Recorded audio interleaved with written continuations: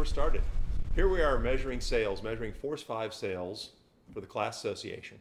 And we're going to do a little primer video on this.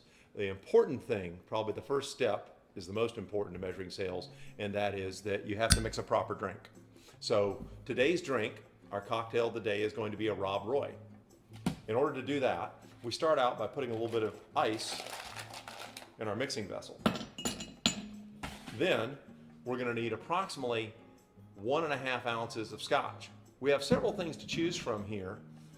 We have a blended whiskey, we have this nice little Kirkland brand, but I think the one that we're going to mix is going to be our Japanese peated whiskey. So to get 1.5 ounces, you can measure it out, or if you're a professional bartender, you can actually pour it to a count of 6.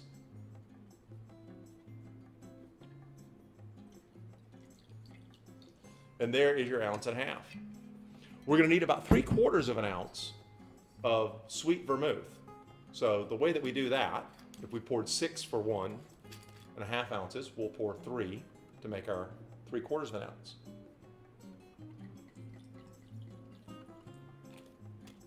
Then we're going to need a dash of these wonderful Angostura bitters.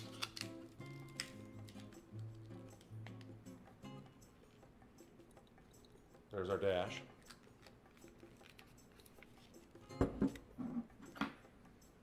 We're going to stir it.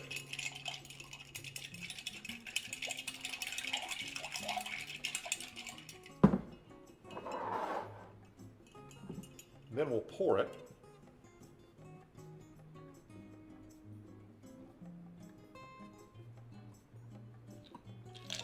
And as we're done, we'll garnish it with cherry.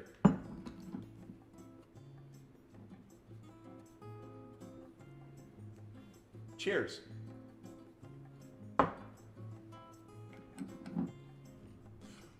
Here we are measuring the actual sail as part of our sail measurement process. We have a short rig sail out here, and what we do first is we mark the 1/2 foot and the 1/2 girth. Then we measure from the top corner outside of the sleeve, and we're going to measure the leech, the 1/2 foot, and the luff. After that, we go to the bottom, measure the foot, then we come up, measure the 1/2 girth, and at that point, once we have that measurement, then we can properly mark the 3/4 girth and make that measurement. So those are the things you're about to see. We'll start by measuring the 1/2 foot.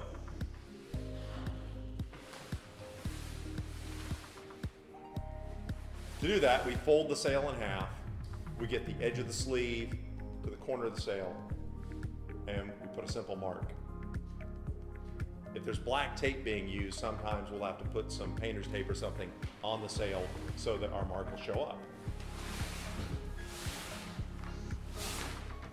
The next thing we do is we take the head of the sail and we drag it down to the 1/2 foot, and that gives us an opportunity to mark the 1/2 girth.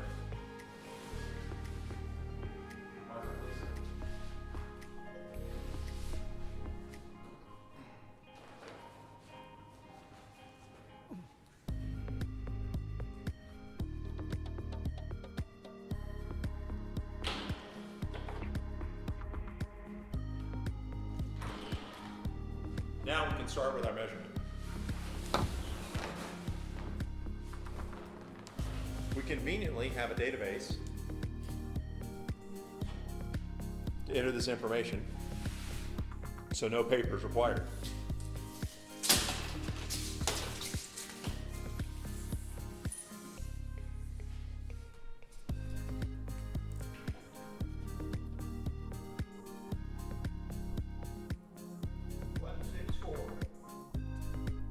One six four.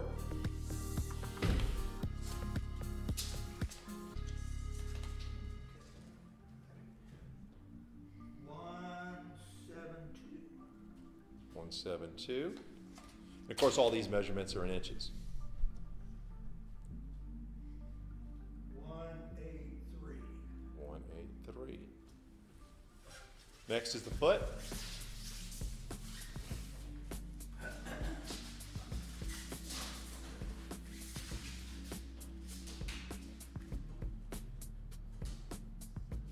1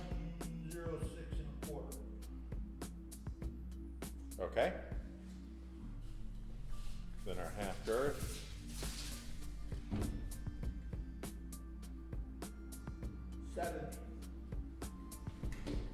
Okay.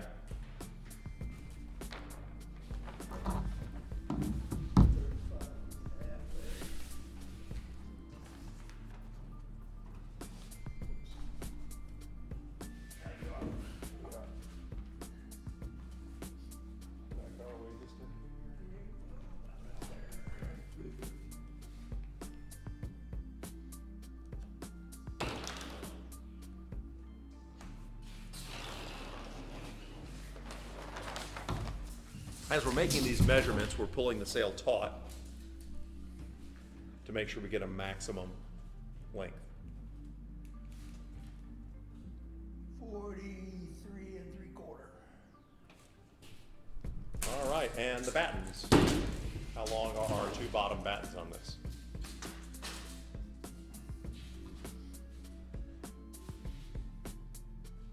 25 Okay, 25 and a half. 3/4. Okay. Thank you much, gentlemen.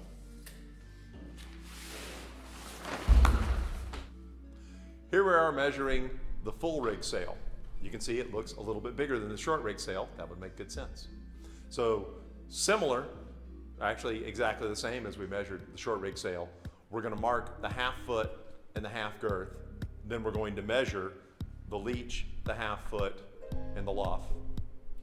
Then we'll measure the foot, the half girth, and once we've measured the half girth, we'll be able to mark where the 3/4 girth is, make that measurement, pop like that, put it all into a form, hit enter, and it shows up in the spreadsheet.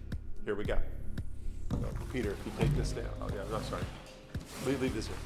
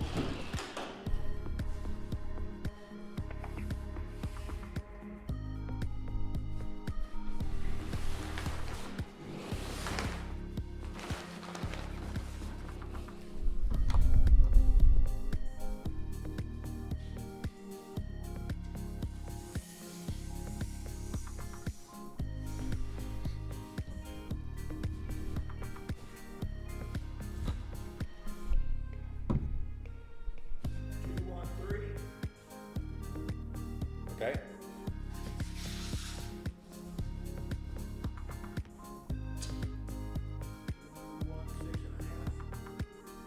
Okay.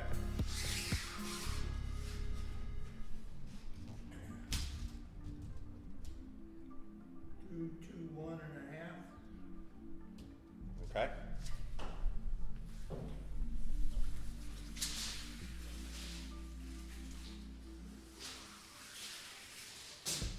I think it's 107 and a half. Let's see how close I am.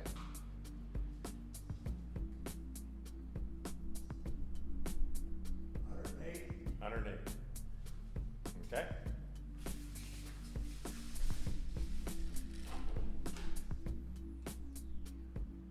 76 1/2.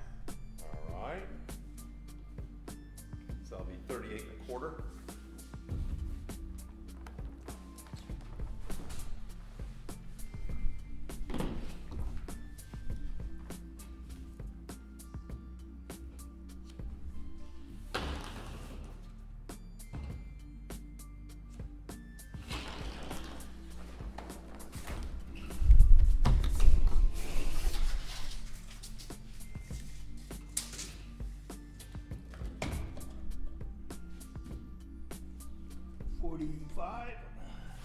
Okay, and then measure the bottom battens.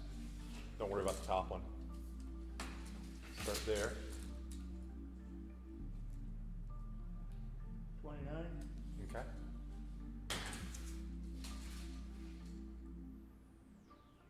29. Mhm. 29. All right. Awesome. Roll it up. All right. Here we are doing some more measurement. This is a good example of a sail that has black tape on it. So it's hard for us to mark because our marker's black. Hold on. Okay, right here. Fold that over and figure out where I'm going to end up. I'm going to go right here.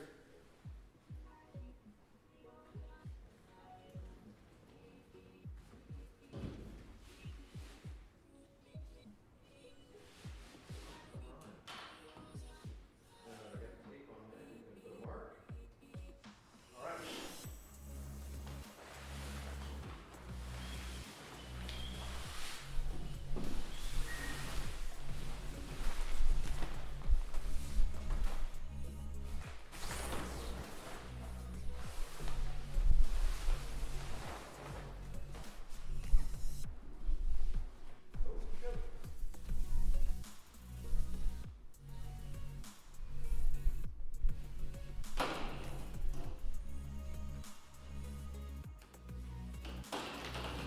All right, bring it up.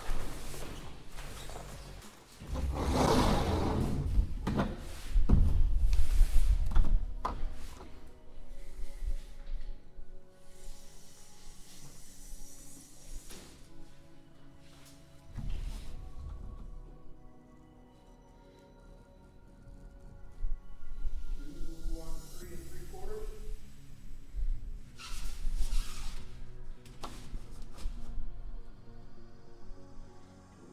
1, 7 1/2.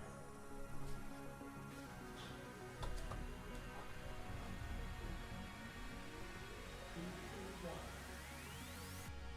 Okay.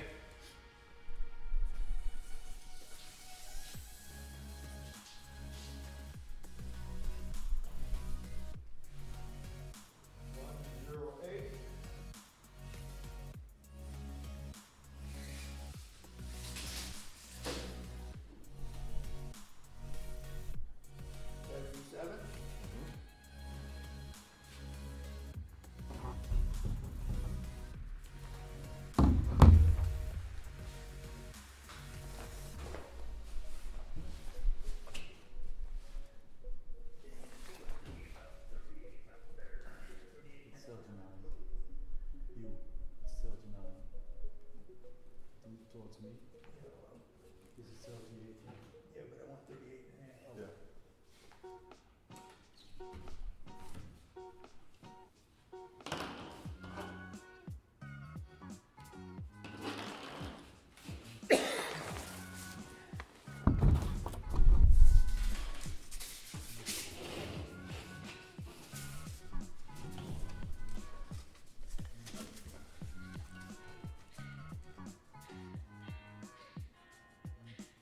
Forty-four and a half.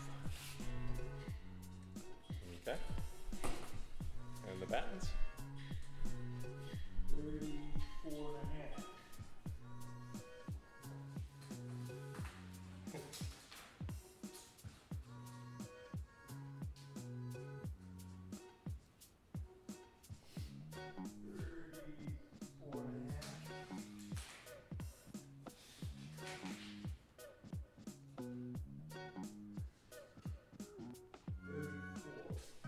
Okay. Good job. Wow, that's pretty awesome. You like that? Joe Waters made this one. And I have to take the battens out of it and send it back to him. And we're going to make some changes to it. All right, here we are measuring the sail that Joe Waters made.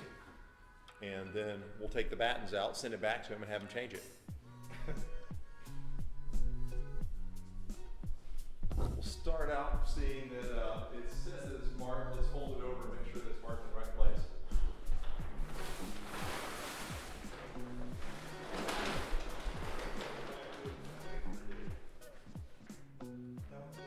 Okay.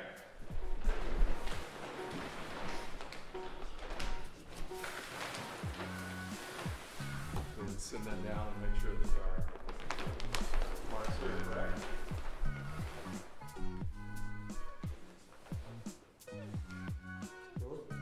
Good. Got it.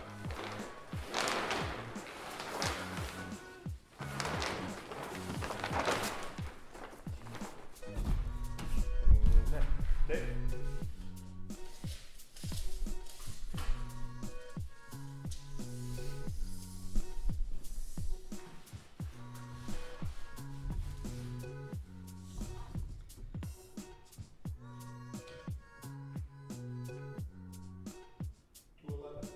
Okay.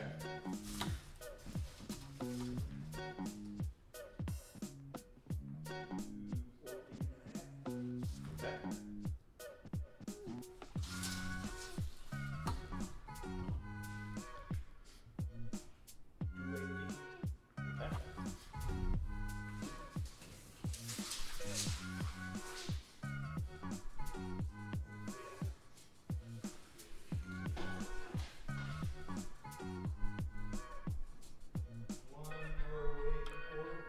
Okay. Okay.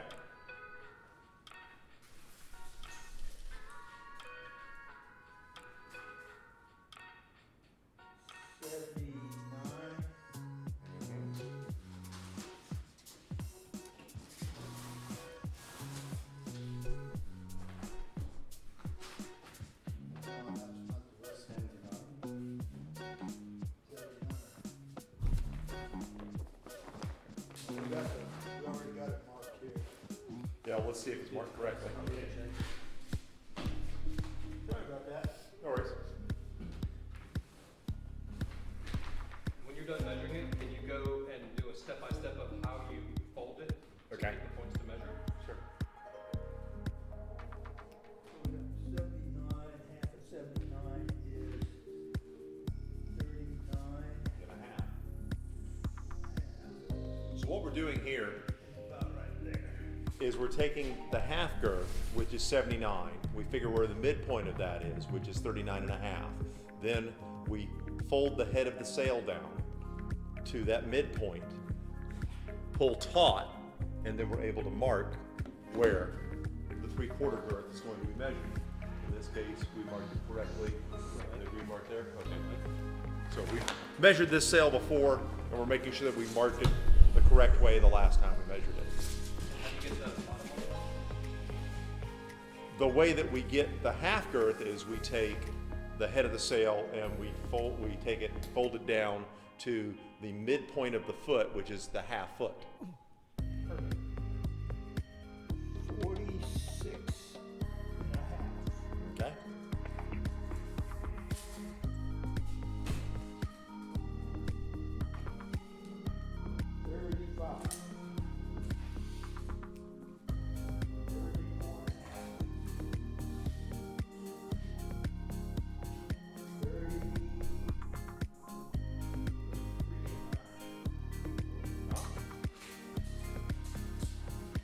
Okay, that's good on that. Let's go ahead and take the battens out, and then we aren't going to roll it, or we'll fold it. We'll actually flake it and fold it.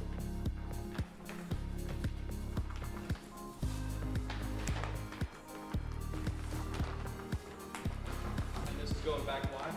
This is going back because this particular sail doesn't, it's too full up top. It doesn't flatten incrementally, it flattens all at once. And we're going to change the luff curve in it in order to hopefully make a sail that is more responsive and shifts gears more easily. It was great downwind, it was horrible upwind. Perfect.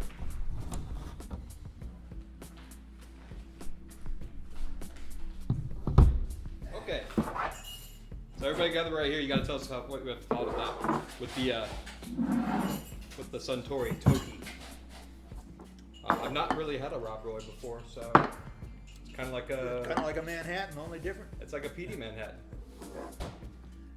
So what are we going with next time? And that Japanese isn't such a bad. I think second, yeah, we'll Well, I think this is actually sourced Japanese. This is sourced from Scotland. Oh, really? So if I'm not mistaken, I could be mistaken, but some of the Suntories or some of the Japanese whiskeys I know are actually sourced in Scotland. They don't do all of it from Scotland, but in Scotland you have to be made 100% in Scotland to be called Scotch whiskey. Yeah. In Japan, that's not necessarily the rule. So Well, it's kind of like bourbon. yeah, Bourbon well, has to be made in, yeah. you know. So we'll figure out where this one actually is sourced from. But this one, So we'll start here with our Kirkland blended 12-year-old, and we'll dive into it for the next drink.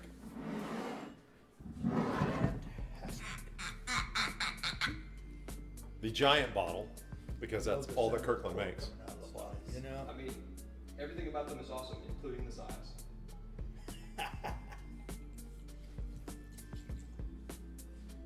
How many count was that? 6.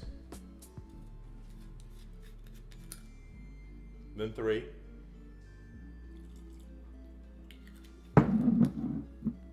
The heavy dash.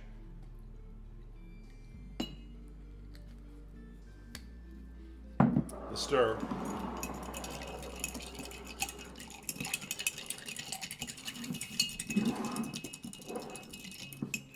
The pour.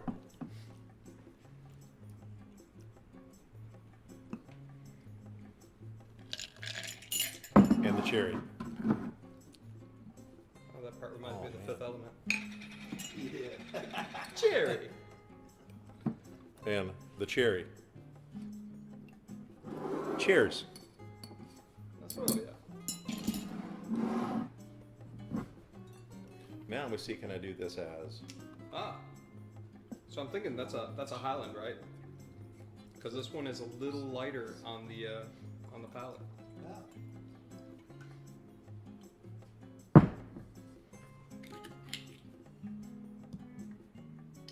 little sweeter.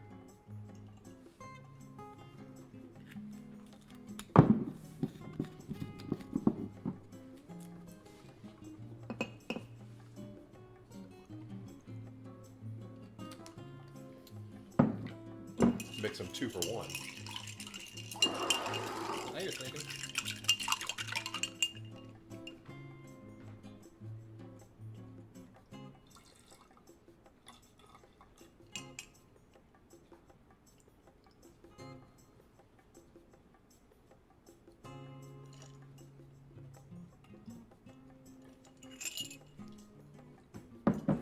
And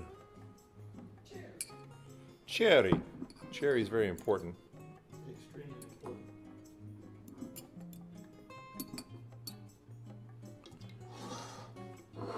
Cheers. Thank you. So much. And then for the final, Cheers.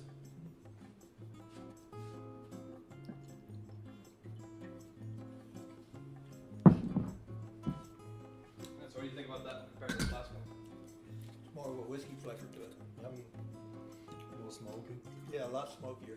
Yeah, and it's very telling between the two colors, actually. Yeah, it's a much darker. Matured in oak casks. Just says 12 blended Scotch.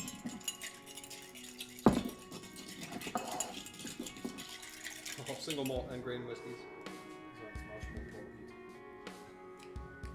But it tastes more potent. Oh yeah. Yeah, this one I think's got more peat in it. Naturally. Mm-hmm. And then obviously this one's got.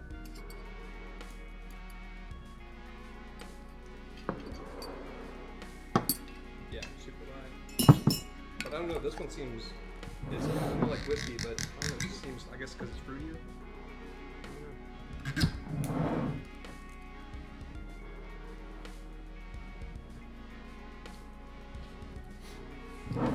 yeah, more of a whiskey flavor. The Japanese was very subtle, very light. This is a little bigger, but there's still no alcohol burn or anything. No, it's very smooth. Cheers. And this Peter? is how. And this is how to measure sinners. So, well, horse 5 specifically. We'll have to do it another way for somebody else's. Well, it'll be a different time. Fortunately, we'll have to drink these again to interpret what we've done measuring all of these sales. Ostrovia.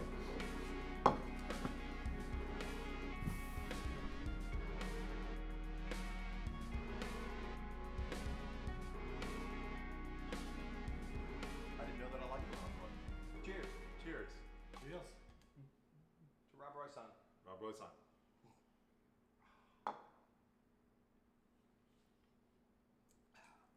Okay, we're done measuring. Wow, sure doesn't taste like